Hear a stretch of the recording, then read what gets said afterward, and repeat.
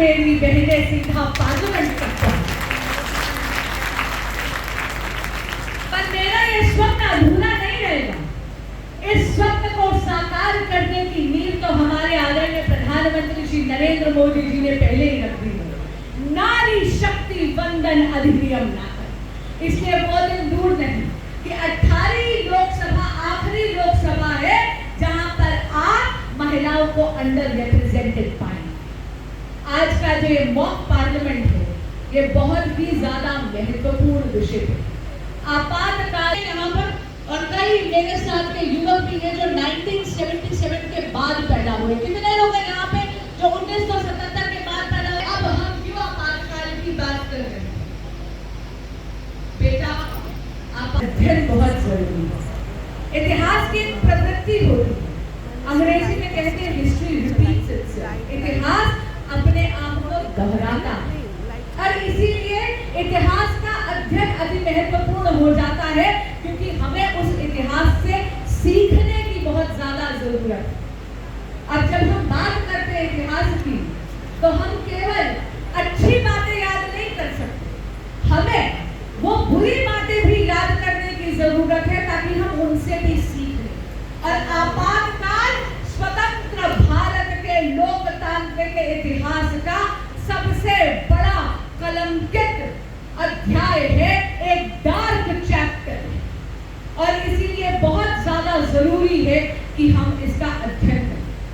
किसी भी देश के लोकतंत्र के लिए, डेमोक्रेसी के लिए डिसेंट और डिबेट बहुत ज्यादा जरूरी है। इसलिए मैं सबसे पहले तो अभिनंदन करती हूँ और आभार व्यक्त करती हूँ दीदी महिला मोर्चा का कि आज उन्होंने ये मॉक पार्लियामेंट का आयोजन किया। अब यहाँ पे कितने लोग हैं जो विपक्ष में बोलने वाले, जरा खड़े हुए, जरा विपक्ष के साथ है। बहुत जटिल कार्य दिया है आपको, कृपया विराज। लेकिन ये है हमारे लोकतंत्र की ताकत। केवल 50 साल पहले जब श्रीमती इंदिरा गांधी ने अपनी सत्ता के मोह को, सत्ता को जकड़ने के उद्देश्य के लिए भारत में आपातकाल लगा दिया था, तब तो मीडिया का भी दमन कर दिया था और अंकुश लगा दिया था हमारी न्यायपालिका पर। लेकिन आज केवल 50 साल में मुझे इतनी खुशी है कि आज किसी के लिए भी इमरजेंसी को जस्टिफाई करना बहुत मुश्किल कार्य हो गया है, बचत जटिल कार्य। हम सब जानते हैं कि ये देश का तीसरा आपातकाल है। श्रीमती इंदिरा गांधी ने पहला आपातकाल पहले उनके फादर ने लगाया, पंडित नेहरू ने 1962 यानी इंडिया और चाइना की वॉर। दूसरा आपातकाल लगाया श्रीमती इंदिरा गांधी जी ने 1971 में, जब इंडिया और पाकिस्तान की वॉर हो रही थी और बांग्लादेश आजाद हुआ।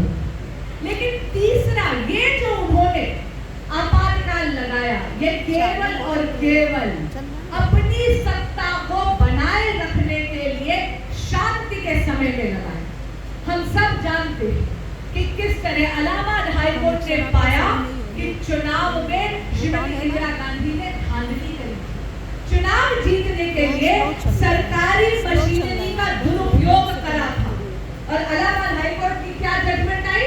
उन्होंने कहा कि श्रीमती इंदिरा गांधी डिस्क्वालीफाई होती है, 6 वर्ष तक वो किसी भी प्रकार का चुनाव नहीं लड़ सकती, वो प्राइम मिनिस्टर नहीं रह सकती और उनकी संसद की सदस्यता निरस्त होती है, कैंसिल करी जाती है।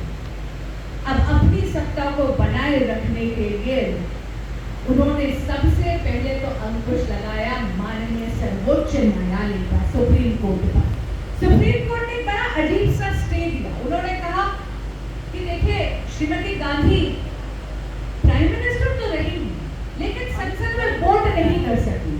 अब मेरी यहाँ पर संसद की साथिन बैठी है, वो आपको बताएंगी कि किसी भी संसद सदस्य का पहली प्राथमिकता होती है, पहला कर्तव्य होता है संसद में वोट देना। अरे भाई, ये कैसी प्राइम मिनिस्टर थी जो वोट भी नहीं कर सकता? दूसरी बात, रातों रात 25 जून वो रातों रात उन्होंने आपातकाल की घोषणा करके सबसे पहले क्या किया? अखबारों की बिजली काटी। अब याद रखिएगा, ये वो समय है जब ना मोबाइल फोन थे, ना सोशल मीडिया था, ना ट्विटर था, ना इंस्टाग्राम था, ना फेसबुक था, ना व्हाट्सएप, यानी इंफॉर्मेशन इंफॉर्मेशन का, किसी भी जानकारी का सीधा सीधा माध्यम क्या था? अखबार। तो सबसे पहले तो अखबारों की बिजली काट दी ताकि आप तक यानी जनता तक किसी भी प्रकार की इंफॉर्मेशन ना पहुंचे। हम सब जानते हैं कि जिस तरह इंडियन एक्सप्रेस थी, वो एक ब्लैंक पेज का एक ब्लैंक ऑडिटोरियल निकाल कर सबसे पहले अपनी मुखालफत दर्ज करा। यही नहीं, विपक्ष के सभी नेताओं को, चाहे अटल बिहारी वाजपेयी हो, अरुण जेटली हो, प्रकाश सिंह बादल हो, एल.के. अडवाणी हो, राजमाता विजयराजे सिंधिया जी हो, सबको जेल में भर दिया। 21 महीने तक लोगों को जेल की यातनाएं सहनी पड़ी। और जब मैं यातनाओं की बात करती हूँ तो मैं निर्ममता और क्रूरता की पराकाष्ठा की बात करती हूँ। समय निकालकर ये प्रदर्शनी देखिएगा वो एयरपोर्ट जो एरोप्लेन टॉर्चर वाली यहाँ पर प्रदर्शनी है, वहां पर आपको पता चलेगा कि किस तरह एक महिला जब प्रसव पीड़ा में थी यानी लेबर पेन में थी तो उसको लोहे की बेड़ियों में जकड़ दिया। मित्रों ध्यान रखिएगा, ये आजाद भारत में ये क्रूरता कांग्रेस के शासन में हमारे ही लोग हम पर कर रहे थे। ये कोई सी विदेशी हुकूमत की बात नहीं कर रही। छात्रों को तब तक पीटा गया जब तक कि लाठी नहीं टूट गई।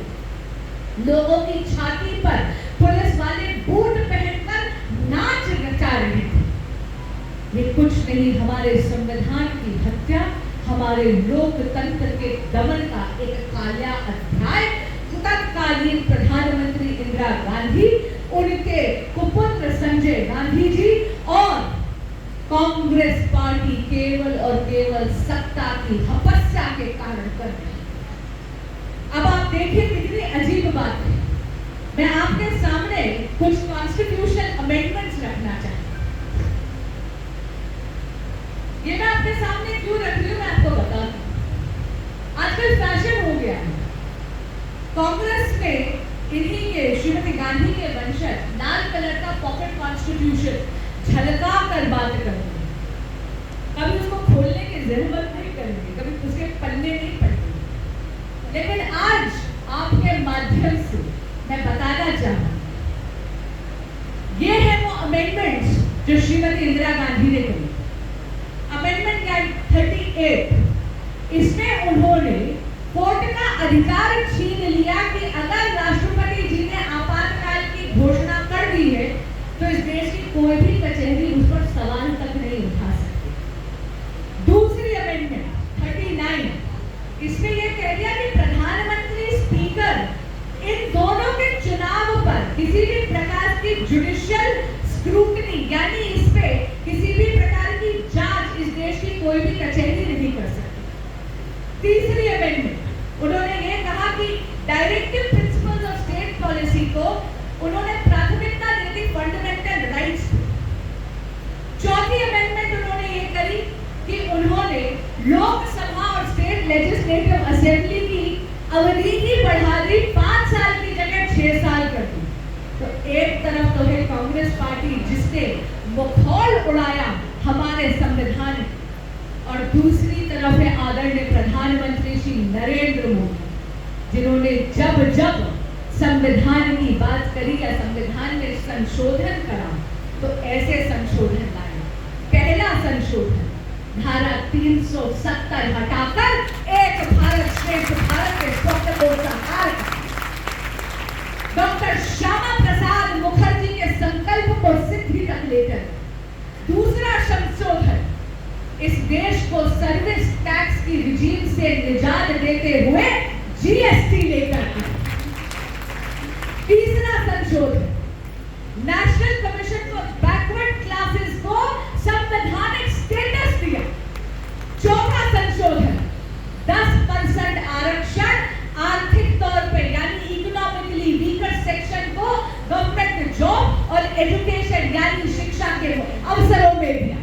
और पांचवा संशोधन, एससी और एसटी जातियों को उनकी रिजर्वेशन को 2030 तक उसकी अवधि बढ़ा। एक तरफ है कांग्रेस पार्टी जो कहती थी Indira is India and India is Indira, यानी इंदिरा भारत है और भारत इंडिया है, और दूसरी तरफ है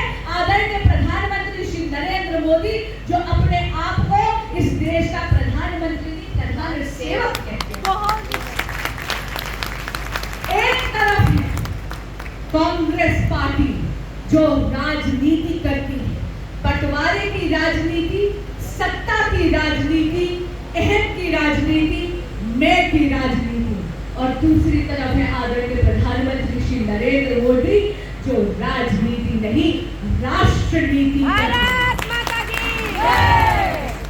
राष्ट्रनीति जो अंत्योदय से प्रेरित है, राष्ट्रनीति जो सबका साथ, सबका विकास, सबका विश्वास और सबका प्रयास की राष्ट्रनीति। आज भी सुबह मन की बात में आप सबने सुना कि यह बोला गया है कि 95 करोड़ भारतीय किसी ना किसी प्रकार की सोशल सिक्योरिटी योजना में कवर्ड है। ये छोटी बात नहीं है। आज ही आपने मन की बात में सुना कि ट्रकोमा जैसे डिजीज से WHO ने बोला कि भारत अब ट्रकोमा मुक्त है। ये है आदरणीय प्रधानमंत्री श्री नरेंद्र मोदी जी का नेतृत्व। मित्रों की बात को विराम देने से पहले मैं 2 अनुरोध आपसे करूं। सबसे पहला अनुरोध, ब्लूक्राफ्ट डिजिटल ने इमरजेंसी के 50 साल पूरे होने पर एक किताब निकाली है। इसका शीर्षक है the emergency diaries years that forged a leader। ये किताब हम सबको पढ़नी चाहिए, खास करके इस देश के युवा को। ये कहानी है 25 बरस के एक युवक की जो RSS के प्रचारक थे, जिन्होंने कभी सरदार जी बनकर, कभी हिप्पी बनकर, कभी बहरूपिया बनकर अंडरग्राउंड लेवल पर गली गली, कूचे कूचे, ग्राम ग्राम जाकर आपातकाल की पुरजोर मुखालफत करी।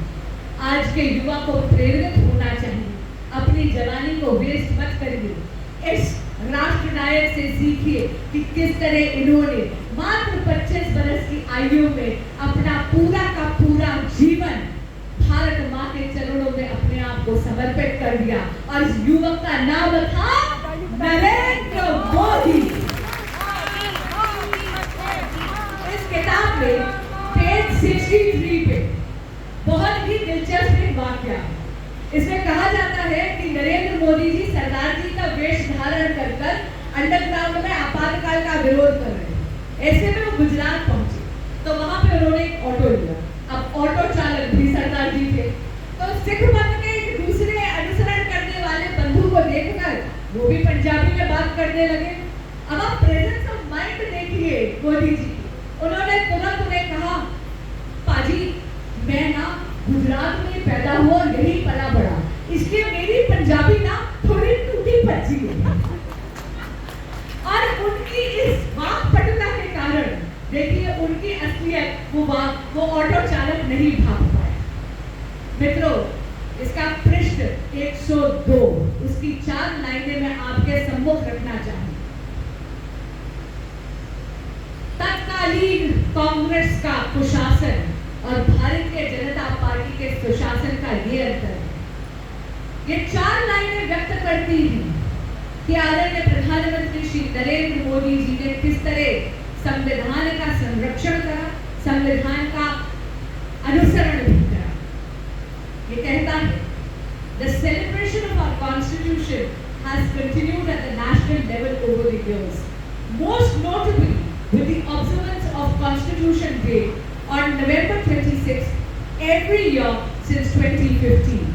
Symbolism met reverence when in 2023 Prime Minister Narendra Modi prostrated at the threshold of the new Parliament building, a gesture widely interpreted as his respect for India's fundamental democratic institution. He was seen holding and paying homage to a copy of the Constitution, underscoring his belief in the document not just as a legal instrument but as a moral compass guiding his governance. प्रधानमंत्री मोदी संविधान को केवल एक कानूनी दस्तावेज नहीं मानते, वो इसे हमारी एक नैतिक और एक धर्मशास्त्री की तरह इसका आदर करते हैं। ये किताब इस बात का विवरण है। मेरा दूसरा अनुरोध आपसे है कि माता हम सबकी पहली गुरु होती है। इमरजेंसी का ये काला अध्याय स्कूलों में पढ़ाया नहीं जाता।